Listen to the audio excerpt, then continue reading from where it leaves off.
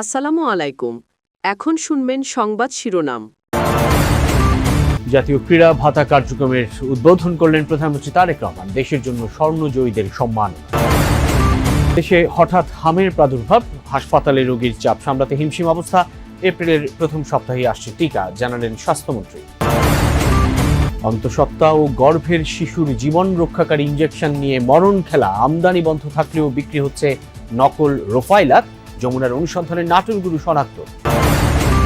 জ্বালানি তেল নিয়ে কাটেনি গ্রাহক ভোগান্তি, আজও বন্ধ অনেক পাম্প। সরবরাহ ও বিপণন স্বাভাবিক রাখতে চুয়াডাঙ্গায় ফুয়েল কার্ড বিতরণ শুরু। এতক্ষণ শুনছিলেন সংবাদ শিরোনাম, এবার বিস্তারিত। আগামী ৩০ এপ্রিল সিলেট থেকে শুরু হতে যাচ্ছে নতুন কুড়ি স্পোর্টস, যা পরবর্তীতে সারা দেশে চালু হবে, এমনটি জানিয়েছেন প্রধানমন্ত্রী তারেক রহমান। সকালে তেজগাঁওয়ের নিজ কার্যালয়ে ক্রীড়া ভাতা ও ক্রীড়া কার্ড প্রদানের উদ্বোধনী অনুষ্ঠানে এসব কথা জানান তিনি। পেশাদারিত্ব বজায় রেখে কোনো রাজনৈতিক দল বা গোষ্ঠীর জন্য কাজ না করার আহ্বান জানান ক্রীড়াবিদদের প্রতি। প্রধানমন্ত্রীর কার্যালয়ের শাপলা হলে সকালে ছিল জাতীয় ক্রীড়াবিদদের ক্রীড়া ভাতা, ক্রীড়া কার্ড প্রদান এবং সম্মাননা প্রদান অনুষ্ঠান, যা উদ্বোধন করেন প্রধানমন্ত্রী তারেক রহমান। অনুষ্ঠানে দেশে বিদেশে বিভিন্ন ক্রীড়ায় সাফল্য অর্জনকারী ক্রীড়াবিদ ও স্বর্ণপদক জয়ীদের হাতে সম্মাননা তুলে দেন সরকার প্রধান। পরে সম্মাননাপ্রাপ্তরা নিজেদের অনুভূতি ব্যক্ত করেন। এ সময় খেলোয়াড়দের লিখিত বক্তব্যের বদলে নিজ অভিজ্ঞতা তুলে ধরার আহ্বান জানান প্রধানমন্ত্রী। পরে প্রধানমন্ত্রী তার বক্তব্যে বলেন, সারা বিশ্বে ক্রীড়া শুধু শখ, বিনোদন বা শরীরচর্চা নয়, বরং পেশা হিসেবে স্বীকৃতি পেয়েছে। বাংলাদেশও সেক্ষেত্রে পিছিয়ে থাকবে না। জানান, ক্রীড়াকে পেশা হিসেবে প্রতিষ্ঠিত করা সরকারের নির্বাচনী প্রতিশ্রুতির অংশ। প্রধানমন্ত্রী বলেন, স্বাধীনতার পর প্রথমবার ক্রীড়াবিদদের সম্মানী কাঠামোর আওতায় আনা হলো, যা তাদের আর্থিক অনিশ্চয়তা দূর করবে। ক্রীড়াবিদরা যেন দেশের সম্মান বয়ে আনার জন্যই কাজ করে, সে ব্যাপারেও করেন গুরুত্বারোপ। প্যারা অলিম্পিকে অংশগ্রহণকারী খেলোয়াড়রাও ক্রীড়া কার্ড পাবেন নিশ্চিত করেন প্রধানমন্ত্রী। একই সাথে বলেন, তালিকাভুক্ত ক্রীড়াবিদদের পারফরম্যান্স ৪ মাস পর পর পুনর্মূল্যায়ন করা হবে। দেশে হঠাৎ করেই বাড়ছে হাম আক্রান্ত রোগীর সংখ্যা, যাদের প্রায় সবাই শিশু। এখন পর্যন্ত ময়মনসিংহ ও রাজশাহী বিভাগের ৮ শিশুর মৃত্যুর খবর মিলেছে। পরিস্থিতি সামাল দিতে মেডিকেল টিম গঠন করা হয়েছে। প্রস্তুতি চলছে আইসোলেশন ওয়ার্ড চালুরও। দেখা দিয়েছে দেশব্যাপী সংক্রমণ বৃদ্ধির শঙ্কা। প্রশ্ন উঠেছে, হঠাৎ কেন বাড়ছে হামের প্রকোপ? কোনো শরণার্থী শিবির নয়, এটি ময়মনসিংহ মেডিকেল কলেজ হাসপাতালের শিশু ওয়ার্ড। এখানেই চিকিৎসা নিচ্ছে হামে আক্রান্ত শিশুরা। গত ১২ দিনে হাসপাতালটিতে ১০৮ জন হাম আক্রান্ত রোগী ভর্তি হয়েছে। মৃত্যু হয়েছে ৫ জনের। পরিস্থিতি সামাল দিতে হিমশিম খাচ্ছেন নার্স ও চিকিৎসকরা। রাজশাহীতেও মৃত্যু হয়েছে ৩ জনের। ময়মনসিংহ ও রাজশাহীতে হাসপাতালে চিকিৎসা নিতে ভিড় করছে আশপাশের বিভিন্ন জেলার মানুষ। দেখা দিয়েছে দেশব্যাপী ছড়িয়ে পড়ার আশঙ্কা। অনুসন্ধানে সামনে আসে ময়মনসিংহ বিভাগের হামের টিকাদানের চিত্র। দেখা যায়, গত ডিসেম্বর মাসে ৪ জেলায় মাত্র ৭ থেকে সর্বোচ্চ ১৭% শিশু হামের টিকা পেয়েছিল। এবার দেখা যাক অন্যান্য জেলার অবস্থা। স্বাস্থ্য বিভাগের ওয়েবসাইটের তথ্য বলছে, সিটি কর্পোরেশনের বাইরে ২০২৫ সালের ডিসেম্বর মাসে সারা দেশেই হামের টিকাদানের চিত্র খুবই দুর্বল। প্রশ্ন, কেন টিকাদানে এই বিপর্যয়? গত ডিসেম্বরে স্বাস্থ্য সহকারীরা ৬ দফা দাবিতে স্বাস্থ্য অধিদপ্তরের সামনে টানা অবস্থান কর্মসূচি ও কর্মবিরতি পালন করেন। এই আন্দোলনের ফলে সারা দেশে মাঠ পর্যায়ে টিকাদান কার্যক্রম ব্যাপকভাবে ব্যাহত হয়। পাশাপাশি একই সময়ে টিকার সংকটের বিষয়টিও সামনে আসে। হাম হলে রোগ প্রতিরোধ ক্ষমতা কমে যায় শিশুদের। এতে করে টাইফয়েড, ডায়রিয়া কিংবা অপুষ্টিজনিত রোগের প্রকোপ বাড়ে, এতে মৃত্যুও হয়। এমন পরিস্থিতিতে যারা অভিভাবক রয়েছেন তাদেরকে আরও সচেতন হতে হবে, কারণ রাষ্ট্রযন্ত্র যখন অসচেতন হয়ে পড়ে তখন অভিভাবকদের সচেতনতা বাড়ানো ছাড়া আর কোনো উপায় থাকে না, বলছেন সংশ্লিষ্টরা। আমদানি বন্ধ, তারপরও বিক্রি হচ্ছে ফার্মেসিতে। আদতে আসল নামে সয়লাভ, নকল ইনজেকশন। আরও ভয়াবহ তথ্য, হিউম্যান অ্যান্টিডি ইমিউনোগ্লোবুলিন ইনজেকশনটি ব্যবহৃত হয় অন্তঃসত্ত্বা নারী ও গর্ভের শিশুর জন্য।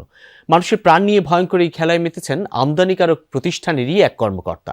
নকল ইনজেকশন বিভিন্ন হাসপাতালে সরবরাহ করা হলেও মাথা ব্যথা নেই কারো। রাজধানীর শাহবাগের মেডিকোস ফার্মেসি ক্রেতা সেজে দেখা যাক হিউম্যান অ্যান্টিডি ইনজেকশন কেনা যায় কিনা। ক্যামেরা দেখে অপ্রস্তুত হয়ে গেলেন দোকানি, দ্রুত কেড়ে নিয়ে লুকিয়ে ফেললেন প্যাকেটটি।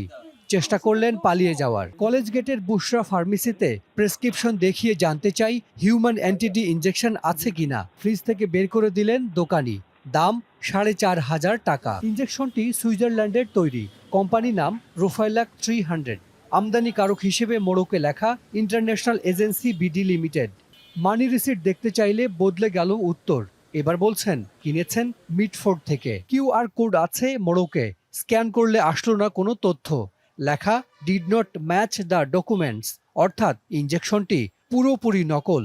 যাওয়া যাক গায়ে লেখা আমদানিকারক প্রতিষ্ঠানের ঠিকানা নিউ স্কাটনের হাবিব সেন্টারে। সাফ জবাব, তারা আর আমদানি করছেন না রোফাইলাক ইনজেকশনটি। জাস্ট কর্পোরেশনও একসময় যুক্তরাষ্ট্র থেকে আমদানি করত এই ইনজেকশন, তাও বন্ধ 2021 সাল থেকে। এই দুই প্রতিষ্ঠানের বাইরে নতুন করে ওষুধটি আমদানির অনুমতি পেয়েছে জনতা ট্রেডার্স। তার মানে কমপক্ষে 2.5 বছর ধরে আমদানি হচ্ছে না হিউম্যান এনটিডি ইনজেকশন। যদিও জরুরি ওষুধটি প্রয়োজন পড়ছে প্রতিদিন, কিনতে গিয়ে প্রতারিত ও ক্ষতিগ্রস্ত হচ্ছেন রোগীরা। বছরে হিউম্যান এনটিডি ইমিউনোগ্লোবুলিন ইনজেকশনের চাহিদা কম বেশি 50,000। শিশুর প্লাটিলেট কমে গেলেও এই ইনজেকশন দিতে হয়। এই যেমন 5 বছরের শিশু আনান হাসপাতালে ভর্তি হয় 5,000 প্লাটিলেট নিয়ে। চিকিৎসকের প্রেসক্রিপশনে অনেক কষ্টে সংগ্রহ করা যায় একটি। আনানের বাবা জানেন না তা আসল না নকল। মধ্যপ্রাচ্যে সংঘাতের কারণে বৈশ্বিকভাবে জ্বালানি তেলের সরবরাহ কমে গেছে। এতে বিপাকে পড়েছেন চালক এবং ফিলিং স্টেশন কর্তৃপক্ষ। সকালে রাজধানীর বেশ কয়েকটি পাম্প বন্ধ দেখা গেছে, তবে রাজধানীর পরিবাগের একটি ফিলিং স্টেশনে রেশনিং করে অকটেন দেওয়া হচ্ছে। স্টেশনটিতে মোটর বাইকে 5 লিটার ও ব্যক্তিগত গাড়িতে 10 লিটার করে অকটেন দেওয়া হচ্ছে। দীর্ঘ লাইনে ঘন্টার পর ঘন্টা অপেক্ষা করছেন মোটরসাইকেল ও প্রাইভেট কার চালকরা। সরবরাহে অস্বাভাবিকতা এবং ভোক্তাদের মধ্যে অনিশ্চয়তা মিলিয়ে অঘোষিত সংকট তৈরি হয়েছে পাম্পে। জ্বালানি তেল নিয়ে কমছেই না গ্রাহকদের ভোগান্তি। তেল সংকটে আজও সাময়িকভাবে বন্ধ রাখা হয়েছে অনেক পাম্প। রংপুর বিভাগের বেশিরভাগ ফিলিং স্টেশনেই পাওয়া যাচ্ছে না পেট্রোল ও অকটেন। সংকট রয়েছে ডিজেলেরও। যেসব পাম্পে জ্বালানি তেল রয়েছে সেসব জায়গায় রেশনিং পদ্ধতিতে বিক্রি করা হচ্ছে। খুলনা, চট্টগ্রাম, ময়মনসিংহ, রাজশাহী বিভাগেও জ্বালানি তেল নিয়ে গ্রাহকদের ভোগান্তি কাটেনি। ফিলিং স্টেশনগুলোতে যানবাহনের লম্বা লাইন, বিশেষ করে বাইকারদের ভিড়ই বেশি। চাহিদা মতো তেল না পেয়ে ক্ষুব্ধ গ্রাহকরা। আবার কোথাও কোথাও তেল সংকটে সাময়িকভাবে বন্ধ রাখা হচ্ছে ফিলিং স্টেশন।